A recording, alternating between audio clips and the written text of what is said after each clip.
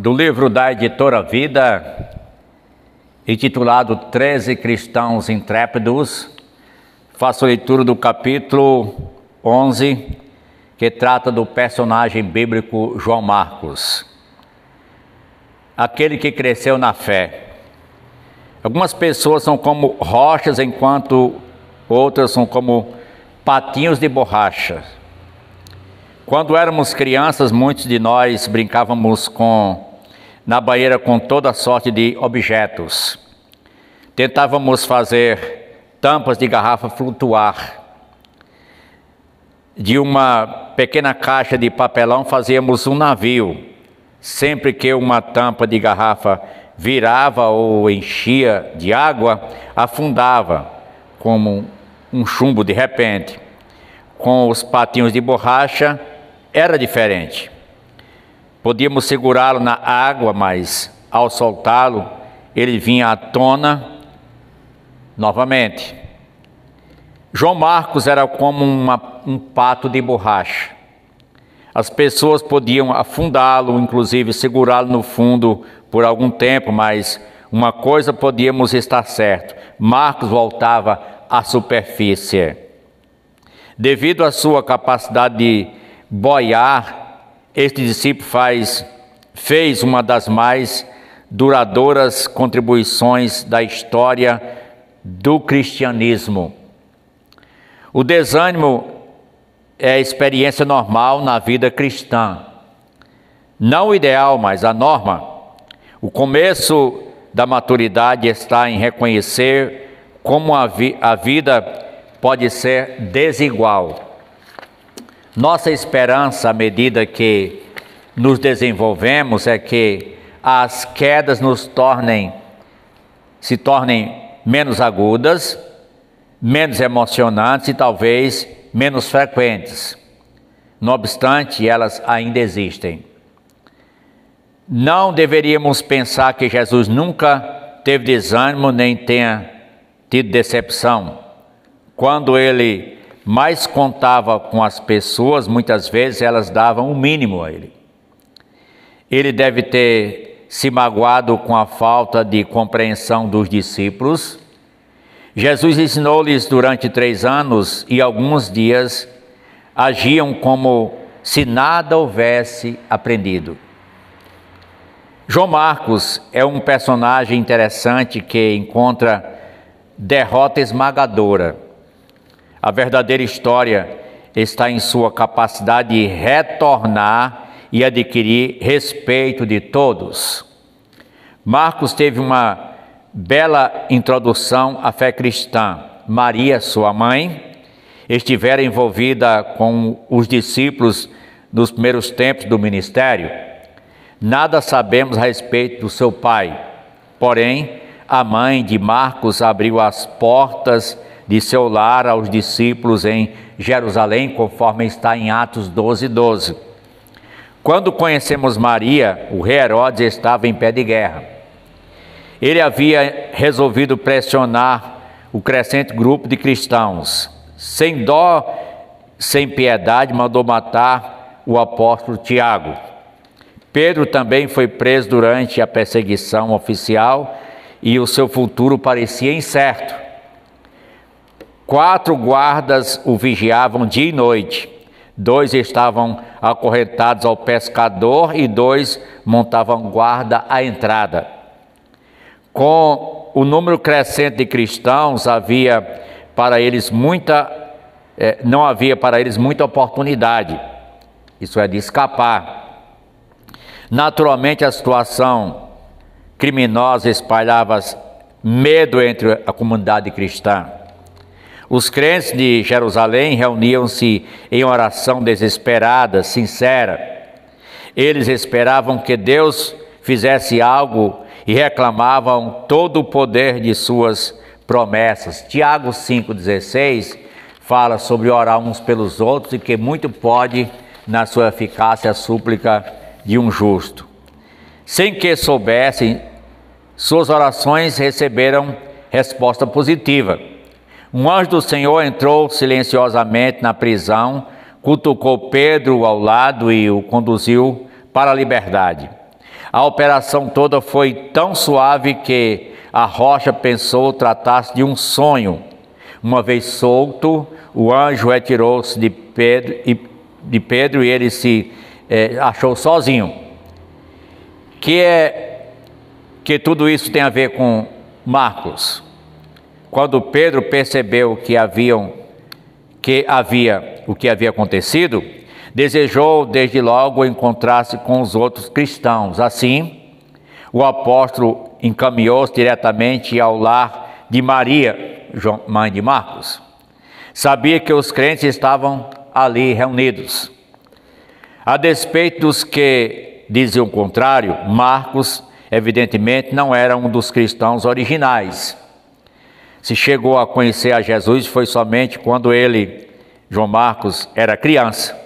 Quando Pedro procurou a casa de Maria, já havia decorrido quase 15 anos desde a ressurreição de Jesus. Marcos devia ter tornado-se um daqueles que provavelmente não tinham visto, mas que creram. Marcos viu a fé cristã sob severa tensão. Ele gostava do que presenciava e, em algum momento, resolveu crer. Quando Pedro chegou à casa de Maria, bateu pacientemente à porta. Rode, uma criada, foi atender e ficou espantada. Deixando Pedro do lado de fora, correu para dentro a contar aos cristãos. Os crentes disseram que ela estava louca e insistiram em que ela havia visto apenas um espírito. Mas Pedro continuou a bater na porta e alguém voltou e o fez entrar. Foi esse tipo de cristianismo que Marcos viu. Momentos de enorme força e grandiosa fé, a seguir atos de instável incerteza, dúvida e quase infantilidade.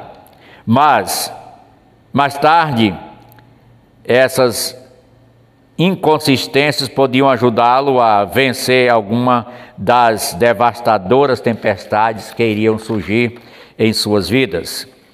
Herodes executou os guardas que estavam de serviço, pois evidentemente teve dificuldade em crer na história de anjos.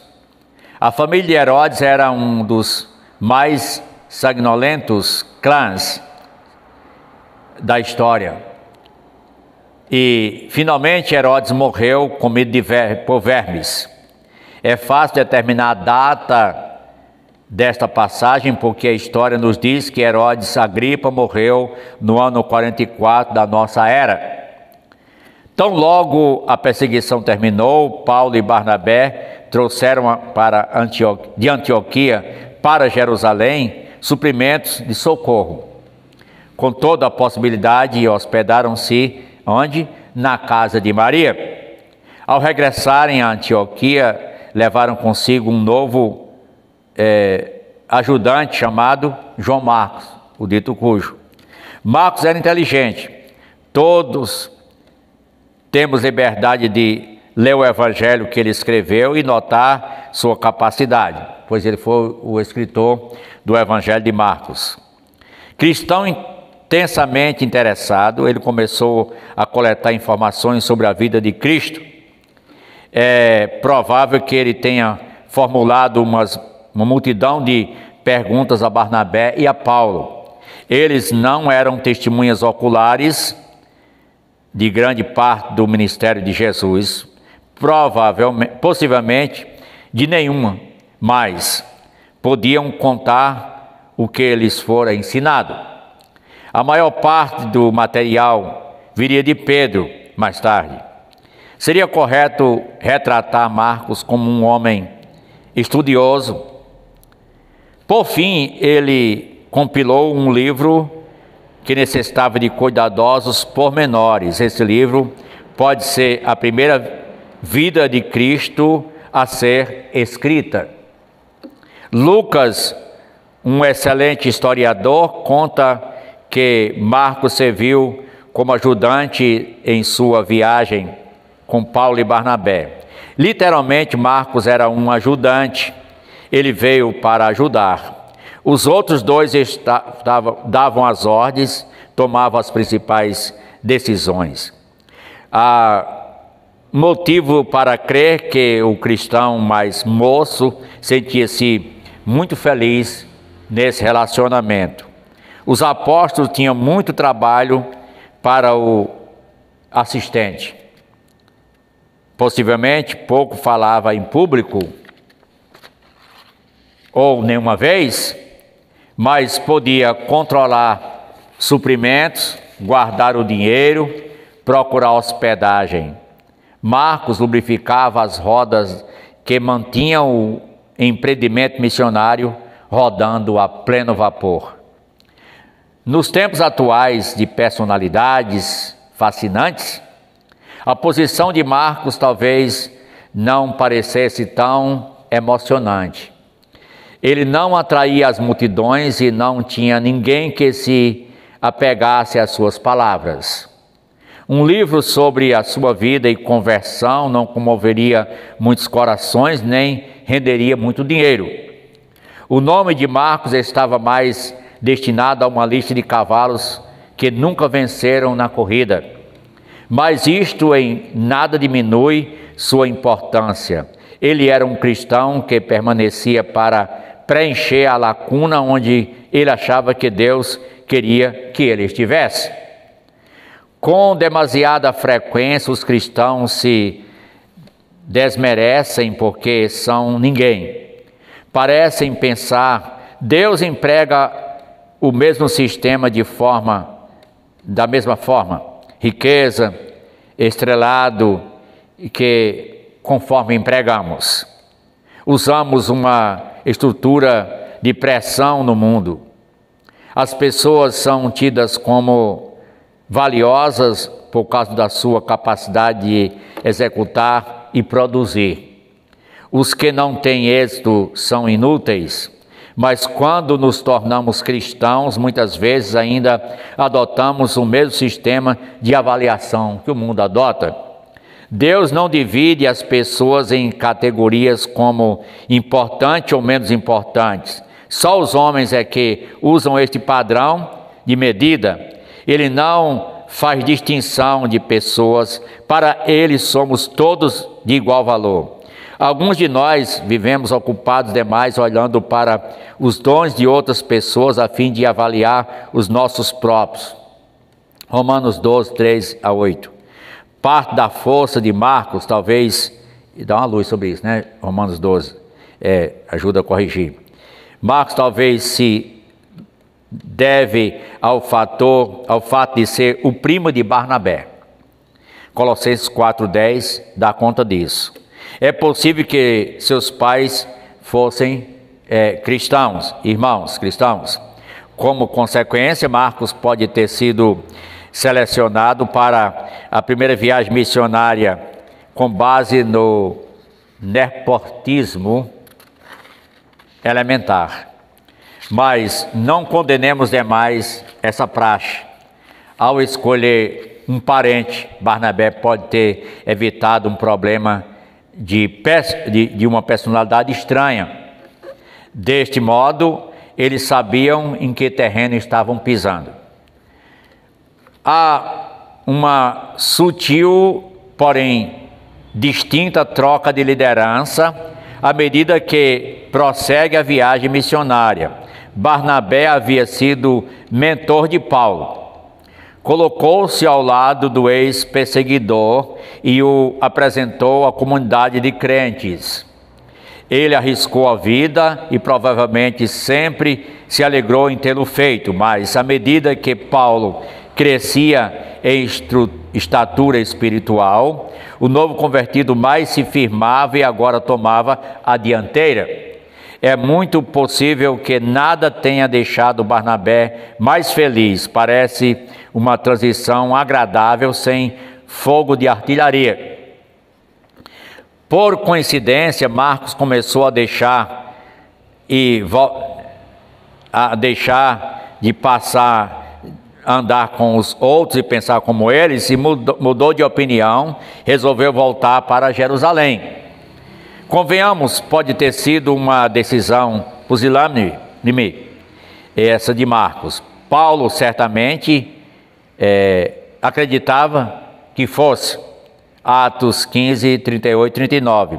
Mas com toda a justiça que se faça ao apóstolo, a verdade não começou nem terminou com ele.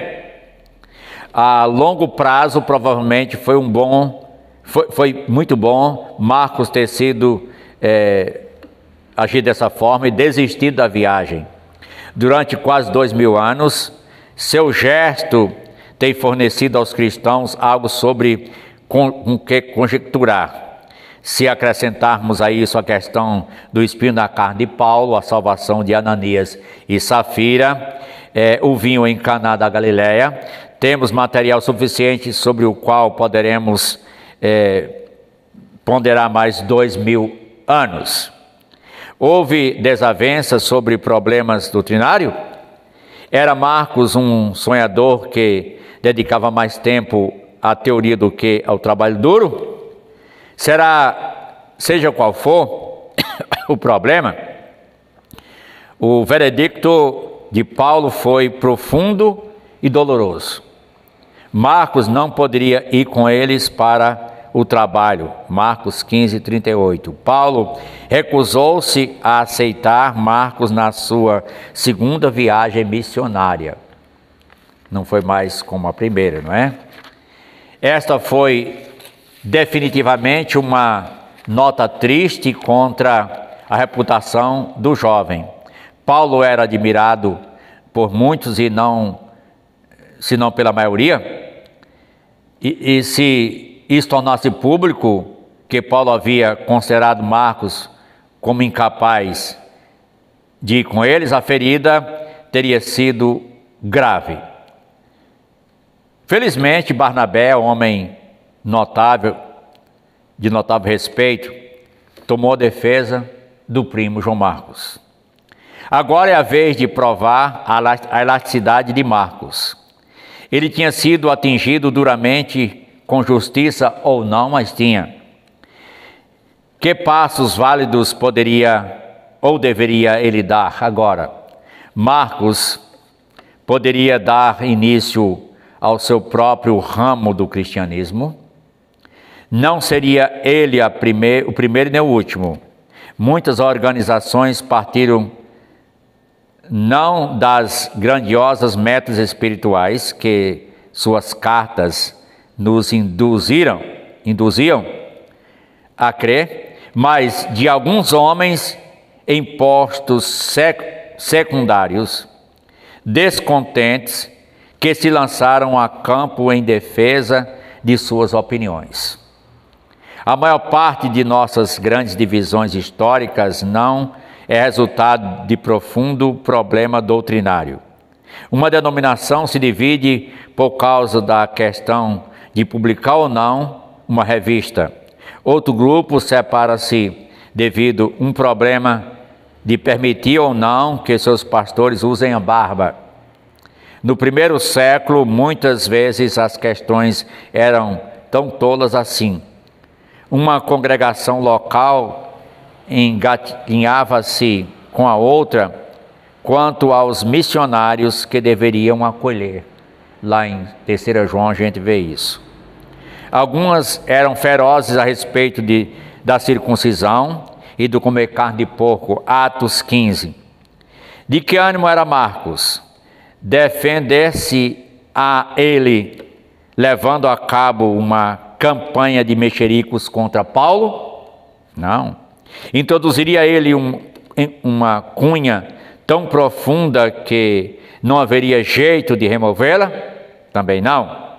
Problemas graves para um jovem e para uma fé em crescimento. Já havia inimigos em quantidade suficiente lá fora, sem que precisasse de inocular veneno entre os seus próprios membros. 2 anos após o ocorrido incidente, o problema parece, de João Marcos, ainda está na mente de Paulo. Não sabemos como Marcos se sentia, mas quando Paulo propôs a realização da segunda viagem missionária, Barnabé quis levar Marcos. Paulo exacerbou-se imediatamente e se recusou a aceitar o primo de Barnabé. Não havia remédio, o apóstolo não conseguiu confiar novamente em Marcos. Barnabé separou-se de Paulo e levou Marcos consigo em sua própria viagem missionária. Por algum tempo, esta foi a última vez que ouvimos falar de João Marcos. Não apenas meses ou mesmo anos se passaram, decorre uma década até que encontramos de novo traços do seu nome. Talvez ele levasse uma vida de notável serviço, pois durante esses 10 anos algo de significativo mudou na vida de Marcos. A próxima vez que encontramos seu nome é uma carta que Paulo escreveu. O apóstolo descreve seu ambiente e faz uma lista de seus companheiros. Paulo estava preso em Roma e um de seus colegas de prisão é um homem chamado Marcos, Colossenses 4:10, Filemão 24. Quaisquer que fossem as duras arestas criadas entre os dois, os acontecimentos verificados do decorrer dos anos tinham evidentemente eliminado tais arestas. Talvez Marcos tivesse passado por uma série de mudança de coração e admitisse que estivesse errado 12 anos antes. Ou é possível que Paulo pedisse perdão ao seu ex-ajudante. Um psicólogo cristão, certa vez, deu um conselho especialmente bom num seminário concernente a relações rompidas. Ele nos disse que nunca devia alguém dizer: não quero jamais saber de estar com você. As portas têm de ser deixadas abertas, mesmo nas mais ásperas das hostilidades. Deve-se deixar espaço para a cura. Pobre do pai que diz: se você se casar com ela, nunca queremos vê-lo, nunca, jamais. Essas são palavras fortes, difíceis de esquecer. Não havia dúvida de que o relacionamento havia chegado a um ciclo completo quando Paulo escreveu a segunda carta a Timóteo, pois ele pediu que Timóteo levasse Marcos consigo e trouxesse-o, pois me é útil para o ministério, 2 Timóteo 4:11. A fé cristã desses homens era vibrante. Não apenas Marcos se havia reunido com Paulo, mas sua esfera de serviço havia crescido enormemente. De certo modo, ele se familiarizou com Pedro também. Não apenas casualmente, pois havia criado um forte respeito mútuo. Ao escrever sua primeira epístola, Pedro termina enviando saudações de Marcos, 1 Pedro 5,13. O calor deste relacionamento é óbvio quando Pedro lhe chama meu filho. O famoso pescador tinha enorme respeito e afeição pelo veterano missionário. 20 anos se passaram desde que encontramos Marcos pela primeira vez na casa de sua mãe Maria, em Jerusalém. Ele resistiu a algumas tempestades, sem dúvida, muitas mais do que sabemos. Marcos ainda é recomendado por sua fé e serviço. Ele é bem conhecido entre as igrejas e, evidentemente, goza de boa reputação. Tanto Pedro como Paulo mencionam o nome de Marcos porque sabiam que seus leitores reconheciam esse nome. Nossos agradecimentos, Marcos, porque venceste. Não sabemos se a falta foi de Paulo ou sua. Talvez fosse apenas um mal-entendido recíproco. mas estamos contentes porque recuaste. Isso estimulará a todos nós quando levamos um golpe atordoante. Caros ouvintes, lições são aprendidas nessa pequena biografia e acontecimento. João Marcos deixou um legado importante. É importante lembrar que quando algo dá errado, mas não é o final, pode ter esperança de um recomeço. Isso aconteceu com João Marcos e o apóstolo Paulo. Mas o tempo em que isso aconteceu e passou, ele volta agora um tanto mais amadurecido.